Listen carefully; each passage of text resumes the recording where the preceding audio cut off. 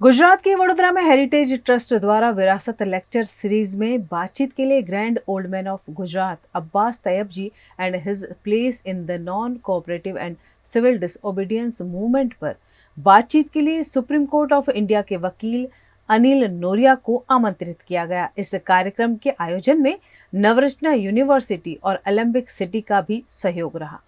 अब्बास तैयब जी साहब बड़ौदा के थे, कैम्बे में पैदा हुए और उनका बहुत बड़ा कंट्रीब्यूशन हमारे फ्रीडम स्ट्रगल में रहा है। वो गांधी जी के बहुत साथी रहे और 1930 की मूवमेंट में तो गांधी जी के सक्सेसर बने।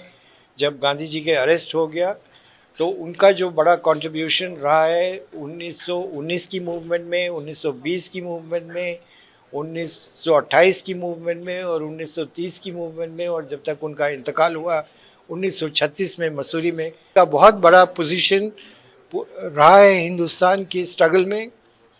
1919 की कमेटी जो बनी पंजाब में, जो जलियांवाला बाग मैसेकर हुआ, वो जो कमेटी बनी, उस नॉन ऑफिशियल कमेटी, उसमें वो सबसे सीनियर मेंबर थे। उसका उन्होंने जो काम किया वो मैं बताऊंगा। 1920 में नॉन कोऑपरेशन के डिसीजन में उनका बहुत बड़ा रोल रहा। उनका बारदोली सत्याग्रह 1928 में बहुत बड़ा रोल रहा। उनका 1930 में सिविल डिसोबीडियंस मूवमेंट में जो सॉल्ट सत्याग्रह रहा, डांडी मार्च रहा और धरासना रेड रहा, उस सब में उनका बहुत बड़ा रोल रहा। और जब सिविल डिसोबीडियंस मूवमेंट में गांधी जी का अरेस्ट हुआ तो ही succeeded Gandhi ji as the leader of the national movement.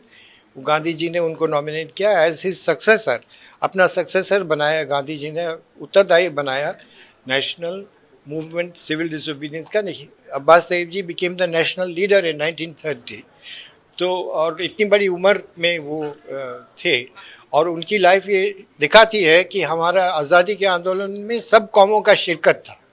आज की युवा पीढ़ी उनसे ये सीखेगी कि सेक्युलरिज्म क्या होता है, हमारा फ्रीडम स्ट्रगल के लिए जो सैक्रिफाइसेस लोगों ने करी वो कितना ज़्यादा करा, इतनी बड़ी बड़ी उम्र में जेल गए और कंस्ट्रक्टिव वर्क्स के साथ करा, मतलब without bitterness they struggled for the country, किसी के लिए बिटरनेस नहीं रखा।